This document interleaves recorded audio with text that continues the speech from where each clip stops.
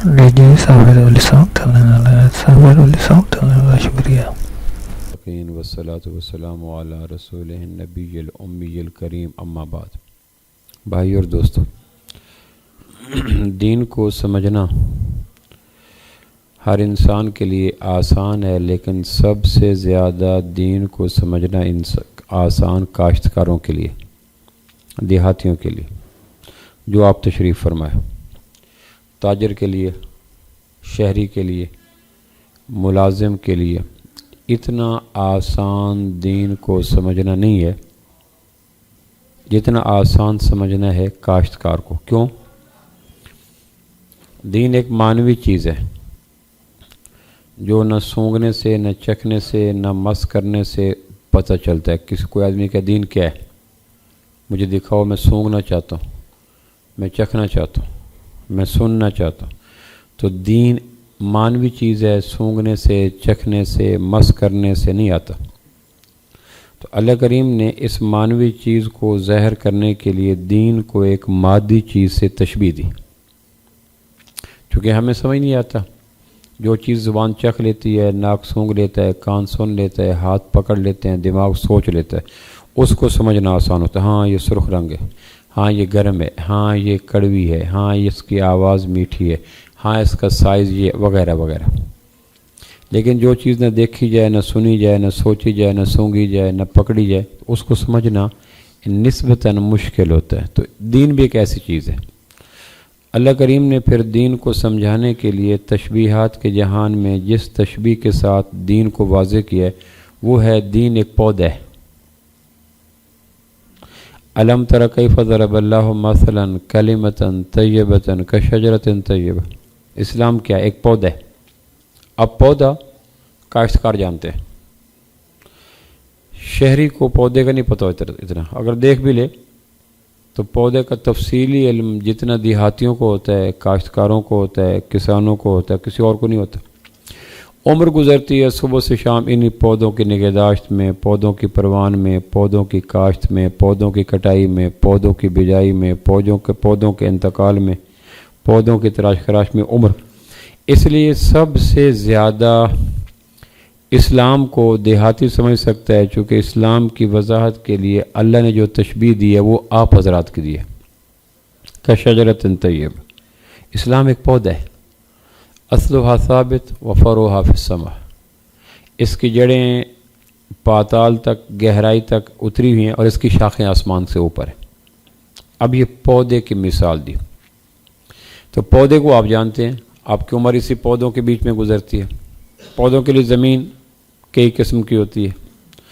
اس زمین میں یہ موسمی نہیں اگتا، اس زمین میں چاول کاشت نہیں ہوتا، اس زمین میں تربوز کاشت نہیں ہوتا. یہ آپ جانتے ہوتے ہیں. یہ کڑوی زمین ہے، بھاری زمین ہے، شور زمین ہے، ہاں فلاں زمین ہے.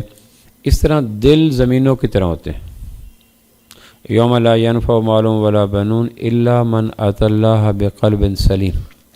دل بھی مختلف طرح کے ہوتے ہیں. سخت دل ہے، سنگ دل ہے، نرم دل ہے، لالچی دل ہے، متکبر دل ہے، عیاش دل ہے، آوارہ دل ہے، کنجوس دل ہے. جس طرح زمین کے مختلف مزاج ہوتے ہیں نا، یہ شور والی ہے، یہ بنجر ہے، یہ زرخیز ہے، یہ مٹیالی ہے، یہ فلاں ہے، اس طرح دلوں کو بھی. پھر پودوں کے ارد گرد جڑی بوٹیاں اگتی ہیں جس کو آپ تلف کرتے رہتے. تو دل کے اوپر اگی ہوئے کلمے کے پودے کے گرد بھی جڑی بوٹیاں اگتی ہیں، غیبت کی، چغلی کی، حسد کی، بغض کی، عناد کی، تکبر کی، جھوٹ کی، بے حیائی کی، بد نظری کی، آوارگی کی، اسراف کی. یہ جڑی بوٹیاں. پھر ہم ان جڑی بوٹیوں پہ سپرے کرتے ہیں تو کچھ مر جاتی ہیں، کچھ ڈھیٹ ہوتی ہیں. اس طرح اسلام کے پودے کی جڑوں میں اگی ہوئی جڑی بوٹیوں کے لیے سپرے موت کی یاد ہے. موت کی باتیں کرنا، مرنے والوں کی باتیں کرنا، احوال آخرت کی باتیں کرنا، قبر نحشر نظر کی باتیں کرنا. یہ باتیں وہی اثر کرتی ہیں جو جڑی بوٹیوں کے لیے یہ پیسٹیفائڈ والوں کی سپرے کرتی ہے. پھر پودوں کے لیے پانی ہوتا ہے. یہ نہر کا پانی، یہ بارش کا پانی، یہ ٹیوب ویل کا پانی، یہ کڑوا پانی، یہ میٹھا پانی. اس پہ پودوں کی گروتھ پہ فرق پڑتا ہے. نہری پانی دیا جائے، سیلابی پانی دیا جائے، بارشوں کا پانی دیا جائے، اور اثر ہوتا ہے. اور یہ فیکٹریوں سے نکلنے والا کڑوا پانی، زہریلا پانی، کیمیکل والا پانی، یہ دے دیا جائے تو اور اثر ہوتا ہے. پھر جس میں نمکیات زیادہ اور اثر ہوتا ہے. پھر ایمان کے پودے کے لیے بھی پانی ہوتا ہے. پانی دو قسم کے ہوتے ہیں، کچھ پانی اوپر سے برستا ہے، کچھ نیچے سے برستا ہے. زمین کا پانی کڑوا ہے جی، بارشیں ہوتی ہیں تو فصل ٹھیک ہو جاتی ہے. زمین کا پانی بڑا گہرائی میں جا چکا ہے جی، 500 فٹ پہ نظر نہیں آتا. میں مستونگ کے علاقے میں تھا، یہ کوئٹہ بلوچستان کا ایک صوبہ ہے، ضلع ہے. تو میرے ساتھ ایک مقامی آدمی تھا، آغا جی کہتے تھے. اس وقت بھی میرے ذہن میں اس کی شکل ہے، چھوٹا سا قد تھا، سرخ و سفید رنگ، مونچھیں اور شیو کی ہوئی تھی. تو میں اور وہ صحرا میں جا رہے تھے، مستونگ کے ڈیزرٹ میں، ریتلے علاقے میں جا رہے تھے. تو چلتے چلتے میں تھک گیا. میں نے کہا لالا جی، ہمارے پنجاب میں تو جگہ جگہ پہ کھیتات ہوتے ہیں، زمینیں ہوتی ہیں، فصلیں ہوتی ہیں، پودے ہوتے ہیں، اجناس ہوتے ہیں. یہ تو تا حد نظر ٹیلے ہی ٹیلے، ریت ہی ریت، نہ رنگ، نہ تتلی، نہ جگنو، نہ موسم، نہ منظر، نہ خوشبو، نہ ہوائیں، کچھ بھی نہیں. کچھ تو ہو. تو آپ لوگ کیسے یہاں گزارا کرتے ہیں؟ اس کی آنکھوں میں ایسے خاموش ہو گیا، باتیں کر رہا تھا. تو پھر میں نے مڑ کے دیکھا تو وہ اس کی آنکھوں سے بھر بھر کے آنسو نکل رہے تھے، ساون بھادو کی طرح بھرے ہوئے آنکھیں. تو میں نے کہا لالا جی کیا ہوا؟ کہا پروفیسر صاحب، جس زمین کو آپ کہہ رہے ہیں نا یہاں کیسے گزارا ہوتا ہے، یہاں کا سیب اتنا فرسٹ کلاس ہوتا تھا کہ چاروں صوبوں کے ٹرک مستونگ کا انگور، مستونگ کا سیب، مستونگ کا انار لے لے کے چاروں صوبوں میں جاتے تھے.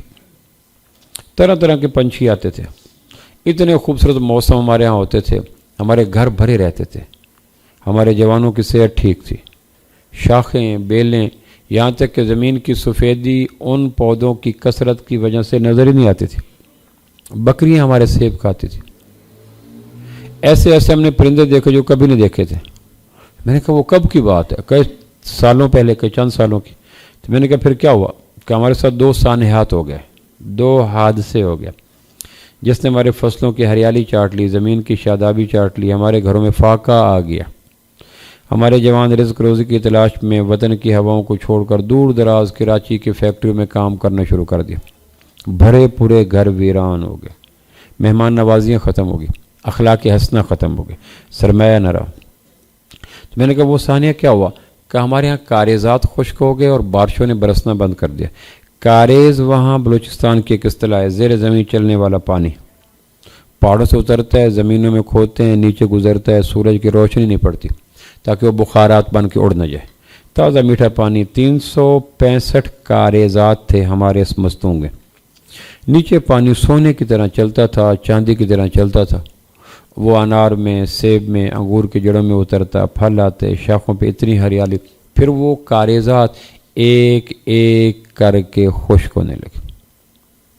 میں اور آپ بجلی کا بل 1 مہینے نہ دیں نا تو اگلے مہینے وارننگ آتی ہے، پھر اگلے مہینے نہ دیں تو تیسرے مہینے پھر بجلی کا بل کاٹنے والے، میٹر کاٹنے والے جاتے ہیں. اطاعت بندوں کا بل ہوتا ہے جو اللہ مانگتی ہے. آنکھوں کا حیا دو مجھے، زبان کا سچ دو، دل کا یقین دو، آپس کے اچھے اخلاق دو، سجدوں کی خیرات دو. یہ قدرت کی طرف سے انسانوں کے نام بل ہوتے ہیں. جو قومیں بل دیتی رہتی ہیں قدرت ان کے کنیکشن نہیں کاٹتی، اور جو قومیں بل دینا چھوڑ دیتی ہیں وارننگ آتی رہتی ہے. کبھی حکمران ظالم آ گئے، کبھی اولاد نافرمان ہو گئی، کبھی جسم اسپتال بن گئے، کبھی گھر کنگال ہو گئے، کبھی آسمانی حادثے آ گئے، کبھی زمینی برکتیں چھپ گئیں. یہ چھوٹے چھوٹے کاشن ہوتے ہیں جو بل پہ لکھ کے آتے رہتے ہیں. پھر بھی نہیں دیتے تو پھر قدرت چپکے سے میٹر کاٹ دیتی ہے. تو میٹر کٹنے کے بعد ممکن نہیں تقدیر کے چاک کو کرنا رفو، سوزن تدبیر گو ساری عمر سیتی رہے. قدرت جس کو پھاڑ دے پھر انسانی تدبیریں قدرت کے پھاڑے ہوئے کو سی نہیں سکتی. تو کہنے لگے پھر قدرت ہم سے بل مانگتی رہی، ہمیں اس نے بے پناہ خزانے دیے. ہم ان خزانوں کے بعد نافرمانی میں اضافہ ہو گیا، سرکشی میں اضافہ ہو گیا، بغاوت میں اضافہ ہو گیا، مسجدوں سے بھاگنے لگے، سادگی سے بھاگنے لگے، اکرام سے بھاگنے لگے، ہمارے آوارگی آ گئی. پھر قدرت نے ہمارے اوپر نا میٹر کاٹنے شروع کر دیے. ایک کاریز خشک ہو گیا، دوسرا خشک ہو گیا، ہم نے بل پھر بھی نہ دیا. اب وقت یہ ہے کہ 365 کاریزات کے سارے میٹر قدرت نے کاٹ دیے. ایک کاریز بھی نہیں چلتا. یہاں ندیاں رواں دواں تھیں، گلگت کے پانی آتے تھے، چاندی کی طرح لہریں مارتی تھیں، وہاں خاک اڑتی ہے. تو کاریزات کا پانی گیا، ہمارے اندر سے پانی کی طرح دریا دلی چلی گئی، ہم بھی خشک ہو گئے. تو زمین کا پانی خشک ہو گیا. پھر اوپر جو بادل کبھی کبھی آ کے برستے تھے چھاجوں میں، بادلوں کے ماہرین کہتے ہیں جب بارشیں برستی ہیں تو اس کا ایک فائدہ تو یہ ہوتا ہے کہ پودوں کے مسام پتے دھل جاتے ہیں، مسام ٹھیک ہو جاتے ہیں۔ دوسرا یہ ہوتا ہے کہ زمین کا پانی اوپر آ جاتا ہے۔ تیسرا یہ ہوتا ہے کہ پودوں کے پھلوں میں اضافہ ہو جاتا ہے، مقدار میں اضافہ ہو جاتا ہے۔ ہمارے اوپر بادل روٹ گئے، اول آتے نہیں تھے، آتے تھے تو گرجتے تو برستے نہیں تھے، کڑکتے تھے اور گزر کے چلے جاتے تھے۔ تو نہ اوپر کا پانی آیا نہ نیچے کا پانی آیا، تو ہماری اجناس برباد ہوگی۔ اب ہم ہینڈ پمپ سے کب تک پانی دیتے؟ کنووں سے مستونگ کے صحرا میں اگے ہوئے انگور کے پودوں کی جڑوں کو کب تک ہرا بھرا کرتے؟ ہمارے پودے برباد ہو۔ پھر ایسا ایسا کر کے جو پودوں کی جڑوں میں نمی تھی، تنوں میں نمی تھی، وہ شاخوں کو دیتے رہے، لیکن سال دو سال کے بعد آخر تنوں کو نیچے سے ملتی تو اوپر دیتے، تو پھر شاخیں خشک کانٹا ہو گئی، پتے گر گئے، غنچے گر گئے، پھول گر گئے، پھر ان میں لچک گم ہو گئی، پھر تتلیوں نے آنا چھوڑ دیا، پرندوں نے آنا چھوڑ دیا، خوشبوئیں روٹ گئیں، خوشگوار ہوائیں بھی ہم سے روٹ گئیں، ٹھنڈے میٹھے موسم روٹ گئے، شاداب رتیں خواب و خیال بن گئی، پھر کچھ نہ ہمارے پاس بچا۔ پھر ان پودے سارے پہلے پودوں کے رنگ تھے، پھر پودے کالا ہونا شروع ہو گئے، پھر ان کی شناخت ختم ہوگی، کون سا انار کا ہے، کون سا انگور کا ہے، کون سا، شناخت ختم ہوگی۔ پھر آہستہ آہستہ ٹوٹنے لگے، پھر ہم نے ان کو کاٹ لیا، پھر ہم نے جلا دیا۔ پھر اب جو آپ کہہ رہے ہیں کہ اس اجڑے صحرا کے بیچ میں آپ کی آنکھیں رنگ نہیں ڈھونڈ پا رہی، تو پروفیسر صاحب اس کا سبب یہ ہے کہ ہمارے کاریز بھی خشک ہو گئے، ہمارے بادل بھی روٹ گئے۔ ایمان کے پودے کے کاریز نبیوں کی تعلیمات ہوتی ہیں، اور ایمان کے پودے کے بادل آسمان کا علم ہوتا ہے۔ یہ دو چیزیں ایمان کے پودے کو ہرا بھرا رکھتی ہیں۔ ان میں اگر ایک بھی گم ہو جائے تو پودوں پہ خزاں آ جاتی ہے۔ آپ سارے دیہاتی لوگ ہیں، خزاں کی پہچان کیا ہوتی ہے اور بہار کی علامت کیا ہوتی ہے آپ سارے جانتے ہیں۔ شاخیں جب پتوں سے بھری ہوں، اور پرندے جب گھونسلہ بنائیں، اور ہوائیں جب ٹھنڈی چلیں، اور مسافر جب قرار پکڑیں، اور آنکھوں کو دیکھتے ہی راحت محسوس ہو، غنچے چڑکیں، پھل لٹکیں، پھول کھلیں، تو کہتے ہیں یہ موسم ربیع ہے، موسم بہار ہے، ہر آدمی خوش ہو جاتا ہے۔ خزاں کا موسم کیا ہوتا ہے؟ جب شاخیں ننگی ہو جاتی ہیں، پتے جھڑ جاتے ہیں، لچک گم ہو جاتی ہے، خوشبوئیں روٹ جاتی ہیں، شاداب رتیں کوچ کر جاتی ہیں، جگنو آتے نہیں ہیں، تتلیاں منہ موڑ جاتی ہیں، پنچھی آتے نہیں، اور اجڑے ہوئے موسم ہوتے ہیں۔ اس موسم میں آدمی کی آنکھوں پہ اور طبیعتوں پہ بھی اداسی آ جاتی ہے۔ یار کوئی رنگ ہوتا ہے، کوئی پتے ہوتے، کوئی غنچے ہوتے، کوئی پھول ہوتے، کوئی پھل ہوتے، کوئی ذائقے ہوتے، کوئی خوشبو ہوتی، کوئی شاخیں ہوتی، کوئی پنچھی ہوتے، کوئی جگنو ہوتے، کوئی تتلی ہوتے، تو کچھ آنکھیں کو خوش کرتے ہیں، کچھ تو یہ آدمیوں کے اوپر اداسی کا موسم ہوتا ہے۔ پرندے بھی اداس ہو جاتے ہیں، آدمی بھی اداس ہو جاتے ہیں، موسم بھی اجڑ جاتا ہے، اور فضائیں بھی سوگوار ہو جاتی ہیں۔ یہ خزاں کا موسم ہوتا ہے جو ہمارے علاقے میں آیا کرتا ہے۔ دلوں پہ بھی، دلوں کے اندر اگا ہوا ایمان کا پودا جو میں نے کہا کہ شجرۃ طیبہ، اس پہ بھی خزاں کا موسم آتا ہے، تو اس کے خزاں کی علامات 3 ہوتی ہیں۔ میری بات سمجھ آ رہی ہے جی؟ خزاں، یہ ساری میں نے پودے کی بات کرا، تو خزاں کا موسم جب دل پہ آتا ہے تو اس کی 3 نشانی ہوتی ہیں۔ یقین اللہ سے مخلوق پہ آ جاتا ہے، قیمتی اعمال کی بجائے مال لگتے ہیں، ترجیح آخرت کی بجائے دنیا ہو جاتی ہے۔ یہ 3 خزاں کی نشانیاں ہیں، مخلوق کی، خالق کی بجائے مخلوق، اعمال کی بجائے مال، اور آخرت کی بجائے دنیا۔ جب دماغ میں مال آ جائیں، دل میں دنیا آ جائے، اور یقین اللہ کی ذات سے اٹھ جائے، تو سمجھ لیں کہ اس آدمی کے دل کے اوپر خزاں کا موسم آ چکا ہے، اس کا ایمان کا پودا ٹنڈ منڈ اجڑ چکا ہے۔ اب اس کی آبادی کیا ہوتی ہے؟ تو آبادی ہوتی ہے نبیوں کی تعلیمات جو کاریزات ہوتے ہیں، نیچے سے چلتی ہیں، اور آسمان کا بادل جو وحی کے روپ میں اوپر آتا ہے، تورات، زبور، انجیل۔ سب سے زیادہ لمبا خزاں کا موسم انسانوں کی معلوم 10,000 سالہ تاریخ میں انسانوں پہ کب آیا؟ میں روہی کے علاقے میں گیا تو اجاڑ تھا، تو میں نے کہا یہ کیسے رہتے ہیں آپ؟ کہنے لگے جی کبھی کبھی 10 سال بارش نہیں ہوتی، اور کچھ بیج ایسے ہوتے ہیں جو ریت کے اندر پڑے رہتے ہیں، وہ 10 سال تک بھی مرتے نہیں، ان کا ایمبریو ختم نہیں ہوتا۔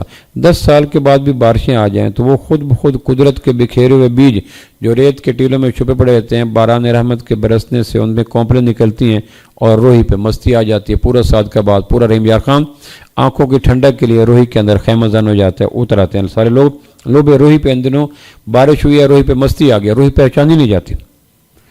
تو انسانوں پہ طویل خزاں کا موسم جس میں بالکل اللہ کی ذات کا یقین ختم ہو گیا، اعمال کا شوق اجڑ گیا، اور آخرت کا یقین نکل گیا۔ یہ خزاں کا موسم جو سب سے بڑا ہے وہ عیسیٰ علیہ السلام کے جانے کے بعد ہے۔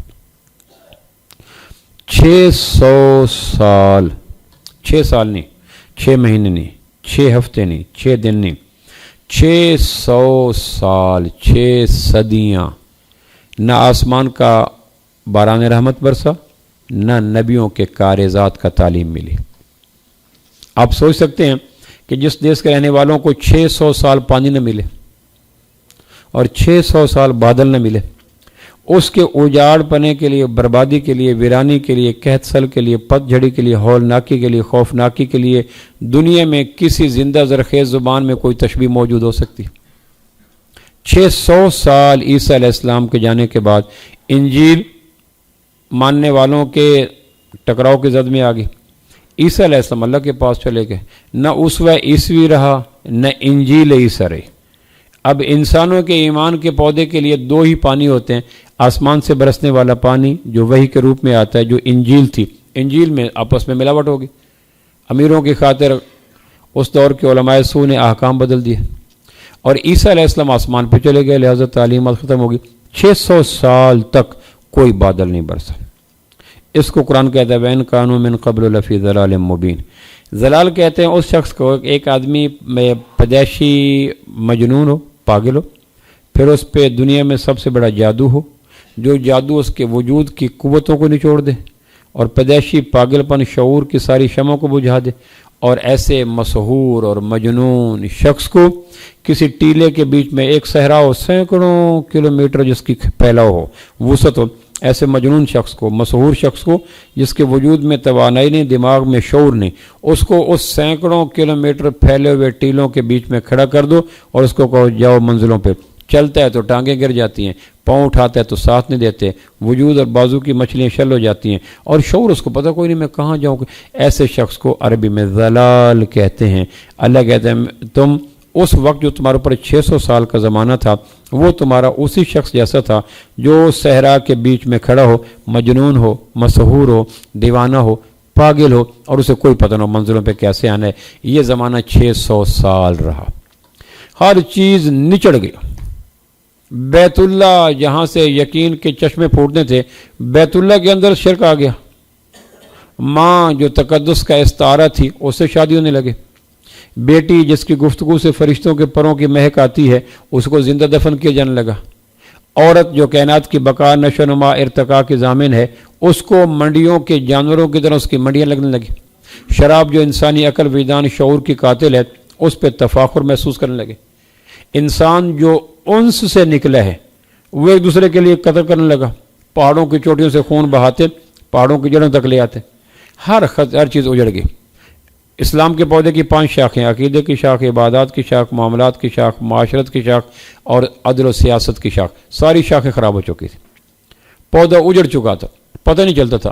اب یہ خزاں کے موسم کے اور خزاں کی چیرہ دستیوں کو 600 سال گزر چکے تھے، تو آپ جان سکتے ہیں کہ 600 سال نہ بادل برسے، نہ زمین سے پانی نکلے، تو اس دور کے انسانوں کے لیے کوئی چھوٹا موٹا کنواں کافی نہیں ہوتا، اجاڑ تھی، ریت کی زمین، دلوں کی شریانیں اور رگیں اجڑ چکی تھیں۔ پھر اللہ کو ترس آیا۔ آپ جانتے ہیں کہ جب آپ کے یہاں خزاں کا موسم آتا ہے نا، یہ دسمبر میں اور جنوری میں، تو فاختہ اور طوطے اور مینا اور کبوتر یہ کتنے اداس بیٹھے ہوتے ہیں پودوں کے اوپر، کبھی آپ نے دیکھا ہوگا۔ ان کو نغمے بھول جاتے ہیں، شوخیاں بھول جاتی ہیں، پروں کو پھیلانا بھول جاتا ہے، چپکے سے جا کے شاخوں میں بیٹھ جاتے، اداس ہوتے ہیں۔ اچھا، کبھی اگر آپ نے یہ موسم بھی دیکھا ہو تو اس موسموں میں یہ اداس پرندے زیادہ اوپر دیکھا کرتے ہیں، نہیں دیکھا تو اب جا کے دیکھنا۔ ہمارے ہاں دسمبر کے وسط سے شروع ہو کر جنوری کے اواخر تک یہ 1.5 مہینہ جو آتا ہے اس میں پودے نچڑ جاتے ہیں، پتے جھڑ جاتے ہیں، خزاں آ جاتی ہے اور شناخت ہی ختم ہو جاتی ہے۔ اس موسم میں پودوں کی اداسی بڑے قابل دید ہوتی ہے، لوگ بھی اکھڑے ہوتے ہیں، طبیعتوں میں بکھلاہٹ سی آ جاتی ہے، مزاجوں میں بھی برہمی سی آ جاتی ہے، آپس میں شگفتگی بھی بھول جاتے ہیں لوگ، مزاج میں جو پاکیزگی ہوتی ہے وہ بھی ڈھل جاتی ہے۔ کیوں؟ موسموں کا انسانوں کی طبیعتوں پہ بڑا اثر ہوتا ہے۔ موسم تیرے آون نال، موسم تیرے جاون نال، بندہ کلا رہ جاندہ ہے بہت یار بناون نال، تو موسموں کا انسانوں پہ اثر پڑتا ہے۔ تو موت تو صحیح ساون کی گھٹا چھائی رہے گی، موسم کے فرشتے سے میری بات ہوئی ہے، تو موسموں کا انسانوں کے مزاج میں بڑا اثر پڑتا ہے۔ اس لیے صحت کے اصول کے لیے کہتے ہیں کھوئی ہوئی صحت کے اصول کے لیے ایسے علاقوں میں جاؤ جہاں بہاریں ہوتی ہیں، ناردرن ایریاز میں چلے جاؤ جہاں چشمے ہوتے ہیں. تو آپ نے دیکھا ہوگا 2 مہینے خزاں رہتی ہے اور پرندے اداس ہو جاتے ہیں، لوگوں کے مزاجوں میں نا اکھڑ پن آ جاتا ہے، لوگ بات بات پہ کاٹ کھانے آتے ہیں، تو قدرت کو ترس آتا ہے. اور اللہ کریم فروری کے شروع میں پھر ہلکے ہلکے بہار کے جھونکے چلتے ہیں. غیب کا فرشتہ آ کر اجڑے تنوں میں دستک دیتا ہے. اجاڑ شاخوں کے اوپر چھوٹی چھوٹی باریک نظر نہ آنے والی کونپنیں کھلتی ہیں. چند دنوں کے بعد وہ بڑی ہو جاتی ہیں اور شہتوت کا پودا، نیم کا پودا، توت کا پودا، شیشم کا پودا، کیکر کا پودا، اس کے اوپر ہلکے ہلکے لباس، اور دیکھتے دیکھتے آنکھوں میں خوش، ہری بھری ہوگی اور پھر طبیعتوں پہ خوش. پھر پرندے آ جاتے ہیں، پھر گھونسلہ بناتے ہیں، پھر نغمے ہوتے ہیں، پھر انڈے دیتے ہیں، پھر نسل نو کا اہتمام ہوتا ہے، پھر جگنو بھی آ جاتے ہیں، تتلیاں بھی. یہ انسانوں کے موسم پہ آنے والے موسم خزاں کو بہار میں بدلنے کا قدرت کا 1.5 مہینے کے بعد سرکل چل جاتا اور نظام ہو جاتا. آپ سوچ سکتے ہیں کہ دریاؤں میں جب یہ صحراؤں میں جاتے ہیں نا، یا جاتے ہیں ادھر یہ جنگلوں کے اندر، تو وہاں جنگل کے درندوں کو پیاس لگتی ہے، تو پانی پینے کے لیے قدرت نے اپنے غیبی نظام ربوبیت کے بنا پر جنگلوں کے بیچ میں گڑھے کھودے ہوتے ہیں. پھر ہواؤں کے کندھوں پہ بادلوں کے مشکیزیں رکھ کر فرشتوں سے دھکا دلا کر اللہ وہاں جنگل میں لے جاتے ہیں. وہاں جا کر وہ ہواؤں کے مشکیزیں بادلوں کے اوپر فرشتے آ کے اس کا ڈھکن کھول دیتے ہیں، رسی کھول دیتے ہیں، جل تھل برستے ہیں، اور دیکھتے ہی دیکھتے جنگل کے درندوں کی پیاس کو بجھانے کے لیے قدرت ان کے حوض کو آسمانی پانیوں سے بھر دیتی ہے. پھر ہرن آتے ہیں، چیتے آتے ہیں، شیر آتے ہیں، مگرمچھ آتے ہیں، پی لیتے ہیں. اور اگر وہ کوئی 2-4 مہینے بادل نہ برسیں اور جوہر خشک ہو جائیں اور کیچڑ رہ جائے اور کیچڑ میں بھی تھوڑی سی نمی پڑی ہو، تو پھر ہرنوں کی ڈاریں آتی ہیں اور زرافوں کی ڈاریں آتی ہیں، آ کے لب رکھتے ہیں، زبان رکھتے ہیں، پانی کوئی نہیں ہوتا، تو پھر اپنے رب کو پہچانتے اوپر نگاہیں کرتے ہیں. اللہ ان پیاسے جانوروں کی پیاس پہ ترس کھاتے ہوئے پھر دور سے مونسون کی ہوائیں چلاتے ہیں، سورج بخارات ڈالتا ہے، نمی اوپر اٹھتی ہے، ہوا کندھے دیتی ہے، فرشتہ دھکے دیتے ہیں، اور چپکے سے بادلوں کے قافلے، لو بھائی لو گھبراؤ نہیں، زرافہ ہم آ رہے ہیں، چیتا ہم آ رہے ہیں، اور دیکھتے دیکھتے بادل کھل پڑتے ہیں اور حوض بھر جاتے ہیں، اور ہرن کلیلیں بھرتے ہوئے آتے ہیں، شیر ڈگ بھرتے ہوئے آتے ہیں، ہاتھی سونڈ لے کے آتے ہیں، گدڑ بھی کسی کونے پہ آ جاتا ہے، اور تالاب کے اندر بھرے ہوئے پانیوں کو پی کے خواجہ صاحب جی پھر سارے واپس چلے جایا کرتے ہیں. جو رب جنگل کے درندوں کے حوض بھر دیتا ہے، درندوں کے پیاسے لبوں کا لحاظ رکھتے ہو، اور جو رب راوی کے کنارے اجاڑ پودوں کی شاخوں پہ پنچھیوں کی آنکھوں کی اداسی کا خیال رکھتے ہوئے موسم بہار لے آتا ہے، کیسے ممکن ہے کہ اس رب کو 600 سال کے انسانوں کی خزاں پہ ترس نہ ہے؟ وہ انسان جو وَلَقَدْ كَرَّمْنَا بَنِي آدم، وہ انسان جو سخر لکم ما فی الارض جمیعا، وہ انسان جو لقد خلقنا الانسان فی احسن تقویم، وہ انسان جو مسجود ملائکہ، کیسے ممکن ہے کہ اس کے خزاں اترے اور آسمان کا خالق درندوں کے لیے حوض بھرے، پرندوں کے لیے شاخوں کو لباس عطا کرے، لیکن انسانوں کے دلوں پہ اترے ہوئے خزاں کے طویل موسم کو بہار آشنا کر لے کر اہتمام نہ کرے؟ تو 600 سال کی خزاں بہت طویل تھی، پنجے بڑے گہرے تھے، کارزات خشک ہو چکے تھے، بادل روٹ چکے تھے، حوض دل کے خشک ہو چکے تھے، اور پودے کی ساری شاخیں ویران ہو چکی تھیں. تو قدرت کو ترس آیا اور اس ماہ مبارک میں آمنہ کے لال کا میلاد فرما کر انسانوں پہ بہار کا اہتمام کر دیا. یہ موسم بہار ہے، آمنہ کے لال کے میلاد کا مہینہ ہے صلی اللہ تعالی علیہ وسلم. اس مہینے میں اللہ کے ازلی ابدی علم میں تھا کہ یہ بہار خزاں بڑی طویل ہے، اس کے لیے کوئی ایوب، زکریا، یحییٰ، موسیٰ، عیسیٰ، دانیال، ان کا بادل کافی نہیں رہے گا، چونکہ زمین کی رگیں پیاسی ہو چکی ہیں، اس کی شریانیں اجڑ چکی ہیں. لہذا طویل خزاں کے موسم کو، دلوں کے حوض کے بھرنے کو، اجاڑ شاخوں کے اوپر پتے لانے کے لیے جس بہار کا اہتمام کیا گیا، وہ بہار ایسی تھی جس کے پیچھے خزاں نہیں تھی، وہ بادل ایسے تھے جو بھرے ہوئے تھے اور انہوں نے کبھی ختم نہیں ہونا تھا. اس ماہ مبارک میں اللہ کریم نے میرے اور آپ کو پریشان کیا. لقد من اللہ علی المؤمنین اذ بعث فیہم رسولا، اللہ نے تمہارے اوپر احسان کیا کہ اس مہینے میں آمنہ کے لال کا میلاد فرما کر بنی نوع انسان کے دلوں کے اوپر اتری طویل خزاں اور دلوں کے اجڑے ہوئے خالی حوض، اس کو بھرنے کے لیے اللہ نے سب سے بڑی بہار کا اہتمام کیا، جس کا نام حضرت محمد صلی اللہ علیہ وسلم. آسی کرنالی انڈیا کا شہر ہے، وہ کہتے ہیں آپ کی آمد سے پہلے تھا ہر منظر ہر نقش دو عالم. اجڑا اجڑا، پھیکا پھیکا، ہلکا ہلکا، مدھم مدھم، حسن کا چہرہ اترا اترا، عشق کی رنگت بدلی بدلی، دہر کا نقشہ بگڑا بگڑا، زیست کا مقصد مبہم مبہم، دنیا کی دنیا آزردہ، ہر شے افسردہ پج مردہ، تارا تارا، ذرہ ذرہ، موتی موتی، شبنم شبنم، دل کی دھڑکن ٹھہری ٹھہری، آنکھ کی پتلی سہمی سہمی۔ یہ سارا منظر تھا، ہر طرف اجاڑ کا عالم تھا۔ پھر اللہ نے کرم کیا اس مہینے میں ٹھنڈی بہاروں کا۔ اور آپ سارے دیہاتی لوگ ہیں، آپ جانتے ہیں کہ جب ہمارے ہاں بادل آتے ہیں نا تو بادلوں سے پہلے ٹھنڈی ہوائیں چلتی ہیں۔ میں کھڑا تھا ادھر شورکوٹ کینٹ کے علاقے میں، تو اچانک ٹھنڈی ہوا چلی۔ میں ایک شیڈ کے نیچے کھڑا تھا شورکوٹ کینٹ میں، سامنے کھڑا تھا، بیٹھا تھا ایک موچی، اس نے اپنی چھوٹی سی ڈبہ رکھا ہوا پالش کر رہا، تو اچانک بغیر وقفے کے بادل جو برسا اور چھاجوں میں برسا۔ اس نے آنے بعد میں 2-4 برش اٹھایا، 2-4 ڈبیاں اٹھائیں، 2-4 وہ اوزار اٹھائے، اندر رکھے، بند کیا اور کندھے پہ لے کے میرے ساتھ آ کے نیچے شیڈ کے نیچے کھڑا ہو گیا۔ سامنے تھی دکان ایک بہت بڑی اس کی جنرل اسٹور کا، اس کے باہر مال پڑا تھا، مرچیں پڑی تھیں، گڑ پڑا تھا، تل پڑے تھے۔ اب وہ آوازیں دے رہا ہے دکاندار مالک، یہ اٹھاؤ یہ اٹھاؤ یہ اٹھاؤ، اور چیخ و پکار کا عالم ہے، یہ عالم ہے۔ تو وہ آرام سے اس نے 1-2 منٹ کے اندر دکان کو وینڈ اپ کیا، دکان کو تالا لگایا، کندھے پہ رکھا اور نیچے آ کہنے لگا، اس کو کوئی نہیں پتا میں کھڑا ہوں، میں کیا کہنے لگا، آج سواد ہے غریبی دا، 1 منٹ تو پہلے ویلے ہو کے آئی گئے، آج سواد آیا غریبی دا، یعنی 1 منٹ تو پہلے دکان بند ہوتے آ گیا۔ وہ بیچارہ پریشان، لون چاہو تے مرچ چاہو تے کھنڈ چاہو تے گڑ چاہو تے دائیں چاہو تے چاول چاہو، کیویں اتنی دیر اوپر بارش سارا کام کر دیا۔ تو اس نے بے خودی کے عالم میں کہا، آج سواد آیا غریبی دا۔ تو آپ جانتے ہیں جب ہمارے ہاں بارش ہوتی ہے نا، بادل آتے ہیں تو بادلوں سے پہلے ٹھنڈی ہوائیں چلتی ہیں، اسے پھر کہتے ہیں کہ بھائی اپنے چھتوں کے کپڑے اتار لو، باہر کی سونگڑیں لے آؤ، اندر کے سامان اٹھا لو۔ کیوں؟ دانا لوگ جان جاتے ہیں کہ یہ بھیگی ہوائیں، یرسل الریاح بشرا بین یدی رحمتہ، قرآن کہتا ہے بھیگی ہوائیں تمہیں اطلاع کرتی ہیں کہ بادلوں سے نمی چرا کر یہ آ رہی ہیں، یہ تمہیں چغلی کھا رہی ہیں کہ اپنا اپنا سامان حیات سمیٹ لو، اس سے پہلے کہ بادلوں کے وہ آ کے مشکیزوں کے منہ کھل جائیں اور تمہارا سامان حیات سارا گیلا ہو جائے۔ تو قرآن کہتا ہے ٹھنڈی ہوائیں بشارت دیتی ہیں کہ اپنے آپ کو سمیٹ لو۔ ہمارے دیہاتوں میں بھی ہوتا ہے، دیہاتوں کے لوگ بھی چھتوں سے اوپر جو دھان پڑا ہوتا ہے، جو مکئی پڑی ہوتی ہے، جو کاٹن پڑی ہوتی ہے، جو باہر سونگڑیں پڑی ہوتی ہیں، جو اور وہ انتظام کر لیتے ہیں، بھیگی ہوائیں آ گئی۔ جب آمنہ کے لال کا بادل برسنا تھا جس صبح، اس رات اللہ نے ٹھنڈی ہوائیں چلائیں تاکہ لوگوں کو پتہ چل جائے صبح باران رحمت کا بادل برسنے والا ہے۔ یہ انسانوں کی نفسیات تھی۔ علامہ سیوطی رحمہ اللہ نے خصائص الکبریٰ میں ان ٹھنڈی ہواؤں کا ذکر کیا ہے جو میرے محبوب کے میلاد پاک سے پہلے، ولادت با سعادت سے پہلے، جنم مبارک سے پہلے، تشریف آوری سے پہلے جو ٹھنڈی ہوائیں چلی اور جس نے آ کے عالم کو بتا دیا، اہل نظر، اہل دل، اہل ذوق، اہل فکر جان چکے تھے کہ یہ جو ٹھنڈی ہوائیں چل رہی ہیں اس کا مقصد ہے کہ بادل پیچھے کو آ رہا ہے، اور وہ بادل 5 منٹ بعد 10 منٹ بعد برسا کے برسا۔ جس رات صبح اللہ کے محبوب کی ولادت ہوئی، اللہ کریم نے ٹھنڈی ہوائیں چلائیں۔ علامہ سیوطی نے اپنے مخصوص انداز میں ان ٹھنڈی ہواؤں کے روح پرور جھونکوں کا ذکر کیا ہے۔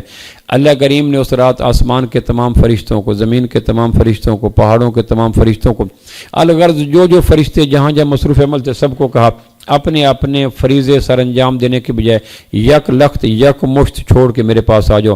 تو خربوں خربوں فرشتے اللہ کے پاس پہنچ گئے۔ اللہ کریم نے فرمایا کہ لو آج تمہارے ذمے جو سابقہ ڈیوٹیاں تھیں وہ اس وقت کالعدم قرار دی جاتی ہیں، ختم کی جاتی ہیں، تمہارے ذمے سب کے ذمے ایک مشترکہ ڈیوٹی ہے۔